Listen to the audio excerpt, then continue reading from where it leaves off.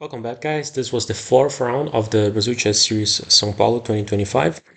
So far, I had won the first game. I lost the second game against an FM and also lost the last game. So, spoiler alert, I also lost this game, but this was the last game of the tournament that I lost. So this was a classical tournament, 90 minutes plus 30 seconds increment. And yeah, I played a Kann against E4 on classical. And I saw that my opponent played the short. And against the short, I saw an interesting idea. So this is the uh, starting position of the short. I saw an interesting idea, which was playing knight d7 and against castles playing a5.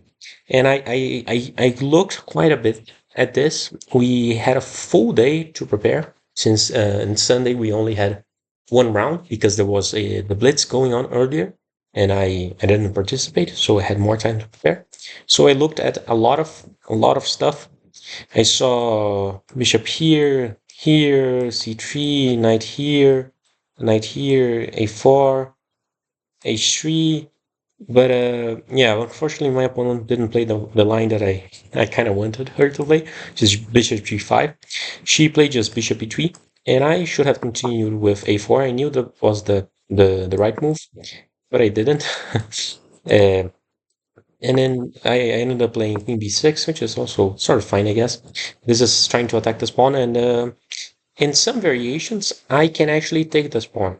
Let's say, let's say, for example, not this variation, but let's say this, and usually you can like play knight b here, for example. But now in this specific variation, I can actually play h6 to get another square here, and I can I can take on b2, and since my bishop is also attacking this pawn, I can take here, which is why I really wanted my opponent to play bishop g5. Unfortunately, she didn't. But yeah, so she just played b3. Now here I played a4. A4 is fine. She played knight c3, attacking my pawn. I push a3. And I thought this position was fine. There were some variations in which I have to sack the pawn for activity, but overall I thought it was an interesting position. And yeah, in some variations I can put some more pressure on this pawn or on this pawn. Sometimes I can also trap this knight. So she played knight a4. I play queen a5. This keeps an eye on this square, and if she does nothing, I can actually I can't really like trap it, but I can force a beneficial exchange in some variations. And yeah, so she played knight here. This is an inaccuracy. Not really, sorry. I think it was an inaccuracy in another move order or another variation. Yeah, this is fine. I saw I could retreat, play knight here. So the benefit of playing bishop here is that when she attacks me, what I played is 97. And 97 tries to protect with the knight so that when she takes, or if she takes, I take with the knight and I'm putting pressure on the center. But this allows her to play what she played, which is bishop here, and then bishop here. Had I played this, I if she plays here and then I play queen a7, there's no bishop here, obviously, because I would just have taken. But if I play like this, then it's harder to play h6, and sometimes I may want to play h6 and bishop back. That was an idea in some variations, but yeah, this was also another drawback of having played immediately queen b6, because then I'm not protecting this diagonal as well. But yeah, so I play knight e7 against knight h4. She did this plan of rerouting the bishop, so I knew that the best move was queen a7. And against this, I'm keeping an eye on this pawn, on this diagonal. I also briefly considered queen c7, but I thought that keeping an eye on this pawn was more important, and I'm correct. So she plays bishop b4, and now I have some options. I can I can play b5, but against b5, let's say she plays knight here. I thought that I could just like uh, I saw this idea of playing like knight here, but I thought that this damage of the pawn structure is bad for me.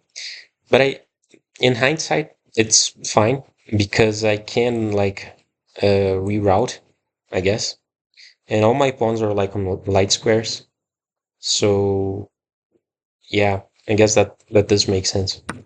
But I saw that I obviously can't take because then well, then even if she does all of this, like just takes here, and I'm not castling, and, like she can kick me sometimes, and would be very hard to push here. Let's say like queen d2, like protecting here, and the bishop is always attacking this pawn, and even bad. Yeah. So I decided to sack the pawn. I played, yeah, I played bishop g6. Another option would have been like bishop here. I guess this, I don't know. I really don't know. I guess I'm sort of making this knight like kind of useless, I guess. And what if takes? Then b5? Then what if? Oh, yeah. Yeah. Oh, that makes sense. And then when she takes here, because uh, in some variations, I am pinning this the knight, and if I attack with the pawn, like if she takes, let's make a random move for me, and let's say she takes, and then I play b5, she plays like knight here, loses a piece. Yeah, so that makes sense because against bishop e4, she can't take because yeah, uh, because against takes, I against like takes, I play b5, and if bishop c5, I saw that yeah, I can do like either this, I guess, then knight b2, and I just take and I'm fine. Yeah, that would have been very interesting because yeah. So what I was saying was like if I play random move, she takes here, like she chose in this intermezzo. Now I'm attacking with the bishop, but she can take my bishop, so I'm not even winning a piece. But if I play bishop e4, that makes a lot of sense. Now she can't. There's no bishop to take, no bishop to take, you know. But yeah, so she took this pawn against bishop g6, and I play b5. I thought was the only move, and computer likes b5, and some lines I have the idea of playing b4, freezing the pawn structure, and yeah, she either has to like take here, take. Yeah, she pretty much has to take everything. Uh, and that's pretty much forced for exchange in some ways. I guess this is possible as well, but then like this or some other move, and this is still attacked, and this would have been worse because there's it's harder to retreat. Yeah, so she traded here first. I thought she would really trade this bishop for this knight and this knight for this bishop, so she does. And I thought I had enough compensation when I saw the move that I played, which is rook h4. Now, I'll be very honest. I saw this move, I got super excited, and I thought you would be just losing the pawn because I just saw c3. But there she can block with f4, but f4 she can block in two ways, like f4 or bishop here. And against both moves, I have the same move, which I overlooked. Now against this move, I saw queen d3. Now queen d3 is not an option here, obviously. And let's say this g3, I guess that's sort of weakening, but I can also like threaten. There are many positions in which I can like just sack the exchange or even sack a piece. So I saw she plays f4. I saw the idea of playing bishop b4, which I thought was really promising, but then she plays queen d3. But the thing is, here I can actually just take, because when she takes my piece, uh, obviously I'm attacking her queen, so she has to either take or move. If she moves, I'm fine. She moves here. Let's say actually here. What did I do? Oh, I'm taking and I'm attacking the rook, so I can also sometimes actually exchange for a lot of material. Yeah. So here, let's say pawn takes. This pawn is pinned, so it can't take.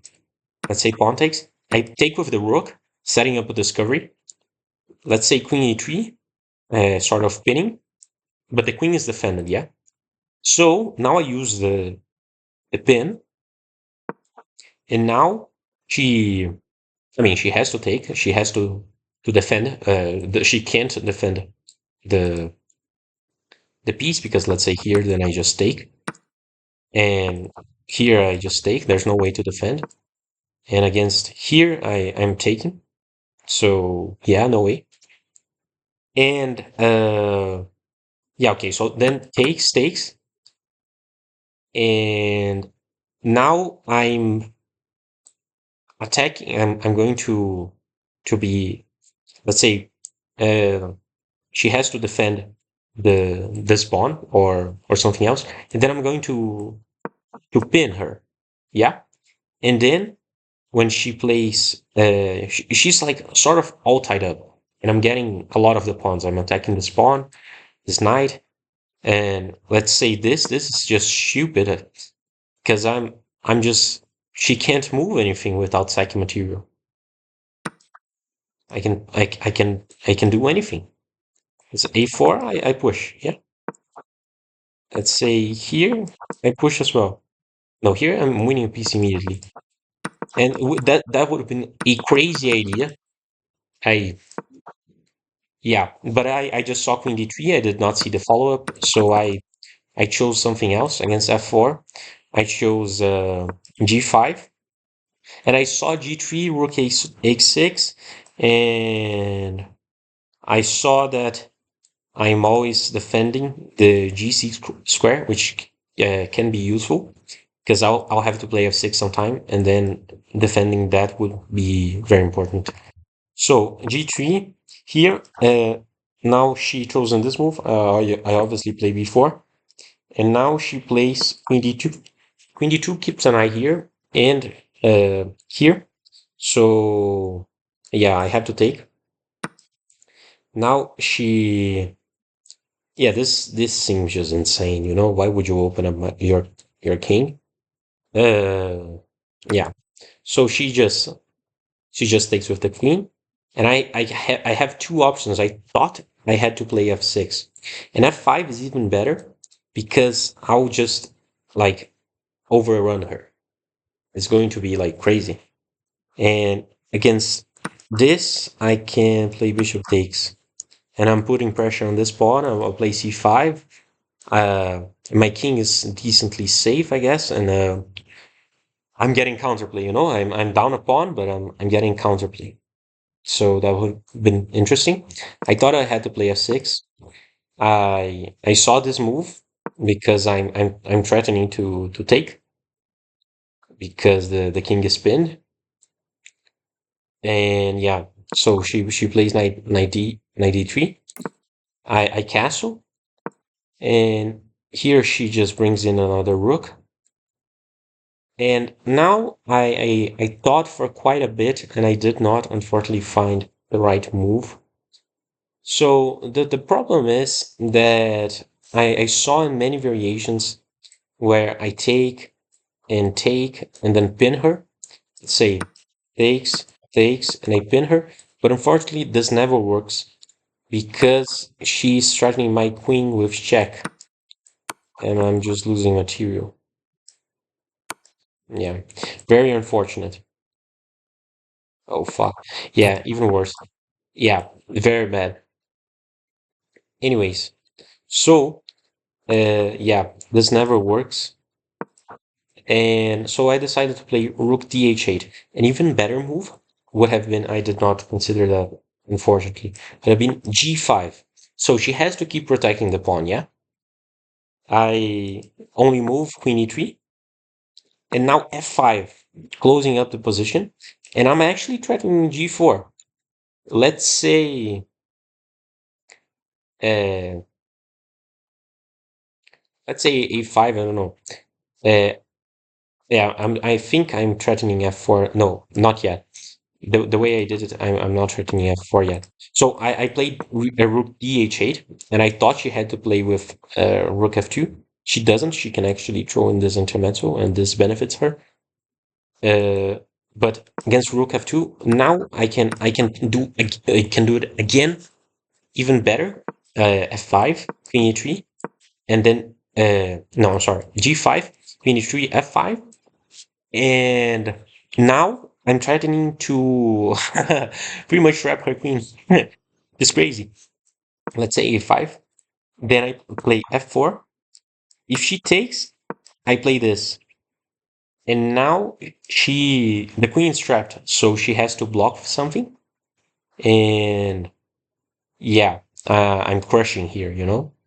Uh, Bishop F3, I win a piece. Rook F3 against this, I can take, you know? And yeah, and against this, I'm taking here, and at the very least, I'm getting a perpetual, you know. But I didn't see that. I I thought here that and my opponent actually made a face when I played this move, and I got very sad. So she takes. I mean, she has to take the knight, and I thought that I had this idea again. But now that the rook is moved, moved off. Uh, When she takes this pawn, I thought that she could not recapture with my knight, which was better for me. And I thought that here I have uh,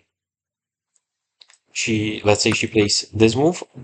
I thought I had Queen C7, but actually now that the knight moved from here, there's Bishop A6, and I'm getting mated.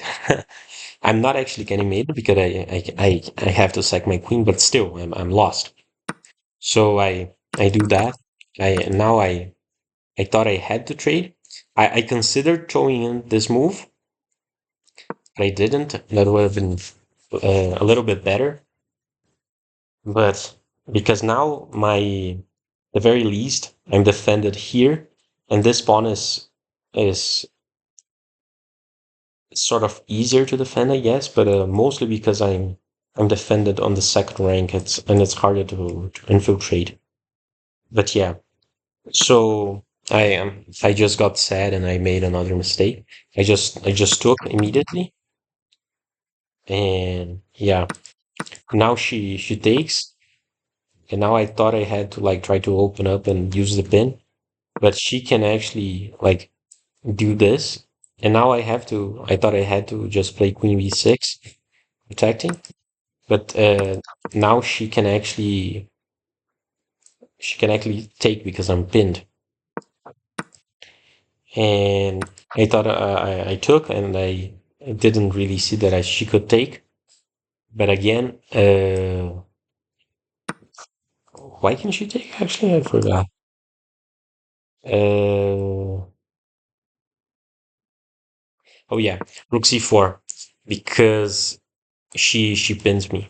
And even though I'm sort of threatening here, I can't really take because then I'm just going to lose a piece. Yeah, now I'm completely lost. And against this, I try to move out of the way of the pin. So I played king here, but my king is completely open. I'm just cooked. And I thought I had an extra tempo, but here I'm actually getting mated, which I saw a little bit afterwards. Yeah. And then she played rook d1, and I thought my bishop was still here, like covering. But no, I just played this move and I saw that it was like mate. But maybe she doesn't see it. But she just goes back and checks me, and I have to sack my queen. So here I resigned. But overall, it was a very interesting game. I think this variation of the short with a5 is very interesting. This pawn sack is very interesting. I I should have just played the best move, which I knew was the best move, which is just a4. But yeah, uh, but it was an interesting game. I'm getting experience with the Caro. I said in other videos that it's not what I play in Blitz and Rapid, and especially not when I'm not playing when my opponents can prepare. I usually play the Alakine, but that is too dangerous in Classical. I I'm just not going to play that. It's not possible. But yep. So this was the round four. I also lost this game. I was pretty upset because this was my third loss in a row. The first loss doesn't really count, I guess, because it was against an FM, but I had some chances to equalize. And the second loss was pretty sad because my opponent made quite a few mistakes, which I could have exploited. But yeah, I was pretty upset after this loss. Now, luckily for me, this was the last loss of the tournament, and all the following games were either wins or draws. But yeah, so that's it. Thanks for watching. This was round four, and see you next time. Bye bye.